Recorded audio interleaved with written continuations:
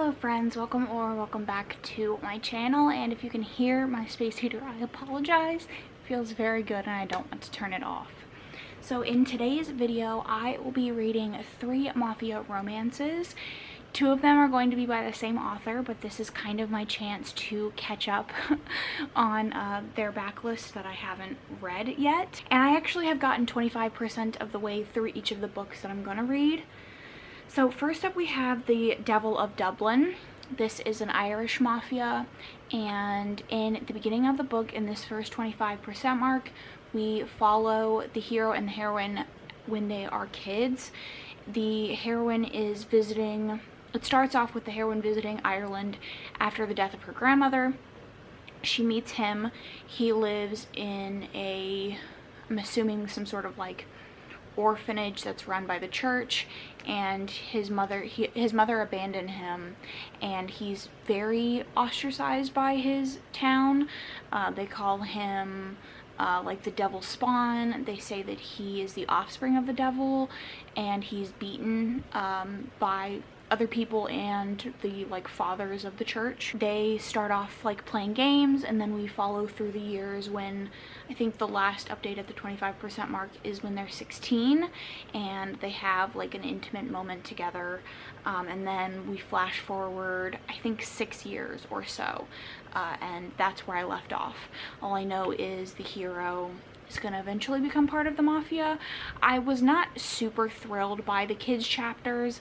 I don't like dual timeline or flashback chapters if they're too young and you stay in that headspace for a while. Like, I prefer, if we're going to do a second chance, if the characters are like 15, 16, not like 13, 14. I just don't prefer reading those, and they're even younger in the beginning. Like, I think chapter 6 they're like chapter 1 they're like 6, I think, and I just don't enjoy reading that. And then I'm also 25% of the way through Brutal Intentions. This is a stepfather, and he is 29 and she is 18, and they have a very antagonistic relationship. Their marriage was forced by his family to like set him on the right path, to like so that he'll impregnate her and start a family, and then he can get his inheritance. And they're both like mafia families, and he instigates things with her. They've had a couple of sexual experiences, and that's really all that's happened. The hero in this is incredibly immature, and it's kind of shocking given this author's like other heroes. I feel like he feels very different, and not necessarily in a good way. He just feels very childish and immature, and I don't know if I'm loving it. So, and then I'm also 25% of the way through Pageant, which I am absolutely loving. This is a companion or something to her first series. They're both Why Choose, and this is about a woman who is a model, and in the beginning of the book she gets kidnapped and she gets kidnapped and put in a basement with 15 other girls, and they're put in like a beauty pageant, but whoever doesn't win dies basically, or they get sold into like sex trafficking, like sex slavery. And the heroine is the widow of another mobster that one of the heroes used to work for, and she betrayed him and her husband was killed, and she like went on the run, and he went on the run and like said he was gonna get revenge on her. So when they end up killing one of their women, one of the women that they have held captive in the basement, he sends out one of the other heroes to go find another woman. That guy ends up tracking her and sees her interacting with another family, kills that family, and then sends a picture of her to the other heroes, and the one hero is like, you need to bring her back here immediately. And where I left off, we just got to the first girl going in and doing the pageant, and we don't really know what all that entails, but yeah, I'm the most interested in this one. I think it's gripped me the most. It's the most like her other series that I really liked. And I don't know how I'm gonna feel about Brutal Intentions or The Devil of Dublin or whatever. So definitely enjoying that one. iffy on the other ones, but I'll probably update you when I'm like 50% of the way through one of them or two of them or all of them, who's to say. But I'm hoping that I really enjoy these. I love Lilith. I love the stories that she creates, and so I'm hoping that I'll have a new favorite series, because it was this time last year that I was reading First Comes Blood and absolutely loving it. So let's hope that this is a new favorite. All right, I will talk to you later. Okay, so we're just gonna deal with the sunshine strip on my face. I am 50% of the way through Devil of Dublin, Pageant, and Brutal Intentions. We'll start with Devil of Dublin. It's just kind of okay. It kind of turned into like a Jason Statham film. So I think last time I left off, I just explained how they had met in the past, and then present day, she is in Ireland for the funeral of her grandfather, and they run into each other again. He sees her fiance trying to rape her, kills him, they go on the run. He is going to deliver a bag of guns to someone to take the money from the Bratva or from the mob and use that money to run away with her, and then he finds out that there's a hit out against him, and then they get into a car chase and a shootout, and it's quite dramatic. And they're kind of just on the run at this point, and he tries to convince, he gets shot, he tries to convince her to like go back home. She says no. It's kind of just all over the place. Very, very like dramatic. I thought that the beginning would mean it was gonna be very emotional, and it's not. Doesn't give me that vibe. And then 50% of the way through Brutal Intentions, the hero is like fully obsessed with her. He found out that she's stripping, so he like proposes for her to be his girlfriend. She says no, like, you're married to my mother. And then she finds out that her whole family wanted her aborted, and she decides to get revenge on them. She ruins one of the parties that her mother is throwing on the death of her father's anniversary for her sister, who was in an accident. She's gonna throw her at a party / a 2-year anniversary party for her and the hero, her mom and the hero, and they ruin it by canceling her venue. It's okay. It feels very different than other Lilith books. It just feels very kiddish. And then 50% of the way through Pageant, and this is the one that I'm really enjoying, and I was really shocked that we were almost at the 50% mark and we hadn't had a single sexual scene. Lilith redeemed herself with a delightful gunplay scene. Love bringing that back. And they're still going through with this pageant. Several, I think over half of the girls have been eliminated, and they're like starting to turn against the heroine because they think that she might be a spy, or they can tell that the guys have more of a they've taken more of a liking to her than everybody else, so they think that maybe she's working with them or like a spy for them. And we had a scene where possibly one of the heroes he has like a sleeping beauty kink, which is like, you know, when they have sex with you while you're asleep, and I think it's alluded to the fact that he might have had sex with the heroine while she was asleep in her cell. So we'll see how that goes. She had a delightful scene where she lays a new one into, I need to look up how to pronounce their names because there's 3 of them and I don't know how to pronounce them, and I don't want to like sit here and butcher them. Kirill is the one that has like the sleeping beauty kink. He is very much Lorenzo from First Comes Blood. Aaliyah is the dude that she had the affair with when she was married to her husband, when she ratted him out to the feds, chose revenge, and then Konstantin is a mafia leader of some sort, but they all seem to be equals.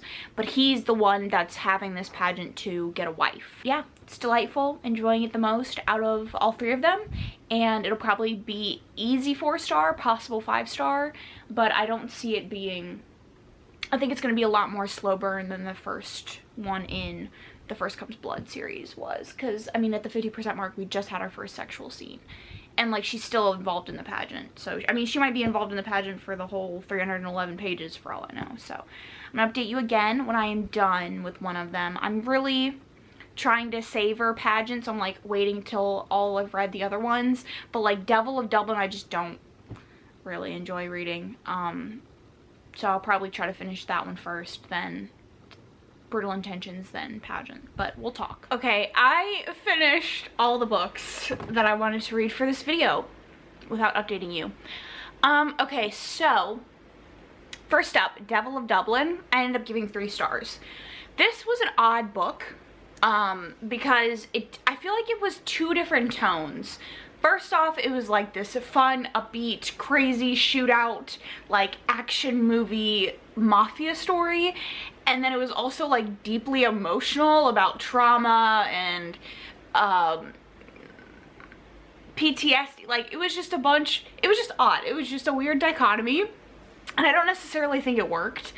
Like I liked their relationship, but I wish that we had had more of their relationship.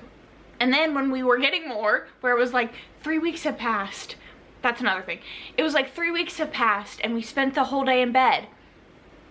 Boring to me, okay? And then towards the end, the heroine goes all like mafia, Mrs. Smith, like wild, which good for her. Didn't know she had it in her because we had no evidence of such. But she was like, oh, this only happened 48 hours ago. But like 3 chapters ago, they were saying that they were holed up in a bunker for like weeks. So there's that.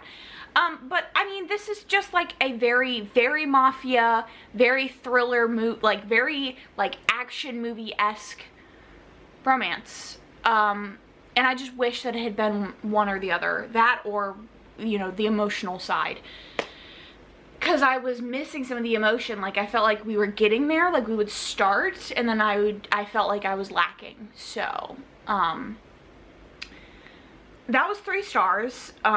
Basically they're running from the mafia. She doesn't know they're running from the mafia. She thinks they're going, he never tells her that he's in the mafia. He tells her, he like lets her believe whatever she wants, and she believes that he is in the military or some sort of special forces.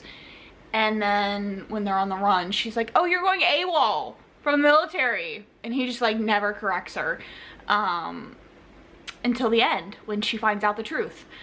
So I do like how that was handled though, like that conflict or whatever. I think I read something else by this author and it was alright. Like I read Praying for Rain and it was okay as well. This author just might not be for me. Then I finished Brutal Intentions and I gave this 3 stars as well.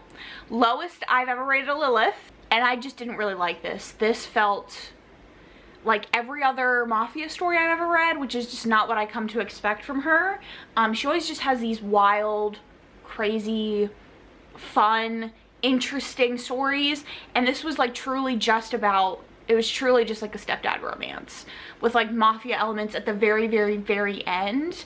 But like the first 80% of the book, there's like no mafia. There's like light mentions, there's no mafia elements. And then at the end, it's like all the mafia elements, like getting caged up, getting beat, like all at once. So like other than that, it's just like your stereotypical stepdad romance. And I didn't really like either of them. Like the heroine was fine, but the hero was very, very immature. I've said this in every single clip. Very immature. And listen, I get breeding kink. Like that's cool, like it, that's cool. Like people love kids and romances, people like breeding kink, like all of that. Lilith seems to be adding breeding kink to all of her stories, including this one and Pageant, and especially this one. He like replaces her birth control pills without telling her to get her pregnant. So not a fan of breeding kink, but it's here. 3 stars. Like I said, very stereotypical, taboo. They're running behind her mother's back, which, by the way, her mother and her entire family is a piece of shit. So like, I don't understand the like blind loyalty she has for them, where she like feels bad that she's hooking up with him when her mother literally treats her like trash. Like, she has her mother has done photo shoots of their whole family with all of them in the pictures and framed none, like, and didn't frame any of the pictures that had her in it. Like, neither did her sisters. She overhears a conversation of her uncle saying, like, you should have just aborted her, and her mom was like, well, it's too late now. Her mom tries to marry her off to a dude that, like, is a sociopath in mafia standards. And she's like, I just feel real bad that I'm banging her husband. You're lucky I don't kill her. At this point, hire someone to kill her. I mean, I could have my mafia boyfriend kill her because she's kind of a piece of shit. I also finished Pageant, and I have very odd feelings about this. I gave it 5 stars, but I don't think I'm going to continue the series. Like I said, Lilith seems to love her breeding kink, and there's a byproduct of breeding kink that I don't like reading in romance books, and that's gonna happen the rest of the series. So this turned out pretty interesting. I think the last time I updated you, I said that she had the gunplay scene, and I love the heroine in this one. If you liked First Comes Blood and you feel like the heroine was too passive, the heroine in this one, fantastic. She literally manipulates them the entire time. She manipulates them at the very end in just like the best way and ends up getting away from them. And I'm sad that I won't be continuing because I think the repercussions for that are going to be fantastic for her running away. I just don't like kids. Don't like breeding kink. So I mean, it was a good book. Like, it was a fun time. It was sexy. It was just everything that I want out of a mafia. In First Comes Blood, I liked the heroine. I can't remember what her name is, but I also kind of felt like, why would all of these guys be interested in her? Like, no shade to this fictional character, but she kind of just gave me like the energy of Cora Riley's character, like heroines, where they just kind of are there and they just let whatever happen to them. Whereas Lila in this one is bad freaking ass, and she's smart, and it's like believably smart. Unlike in Devil in Dublin, where she just suddenly like is a mafioso. In this one, it makes sense why, you know, she is, why the things that happen at the end of the book happen, because she's spent so many years having to learn to survive on her own. Yeah, I really enjoyed that one. I might continue at some point. The other ones, not so much. So that is going to be it for this video. I know it was kind of a short one, but I just wanted to knock these out of the way. I don't think I have any other mafias on my TBR at this point. So let me know down in the comments your thoughts on anything that I read, or some mafia romance recommendations that you have for me. I would love to hear them. Or your favorite mafia romance this year. I would love to hear it. Hopefully it's not one of the ones that I was talking shit about. If you don't have anything to say, leave a knife of some sort. If you're looking for more content from me, you can check out my Instagram and my podcast Instagram. You can also check out my podcast, which is a horror podcast, and it's available on all your favorite streaming platforms. It's a lot of fun. Don't forget to subscribe if you want to see more content like this from me. And thank you so much for watching. I will catch you guys in my next one.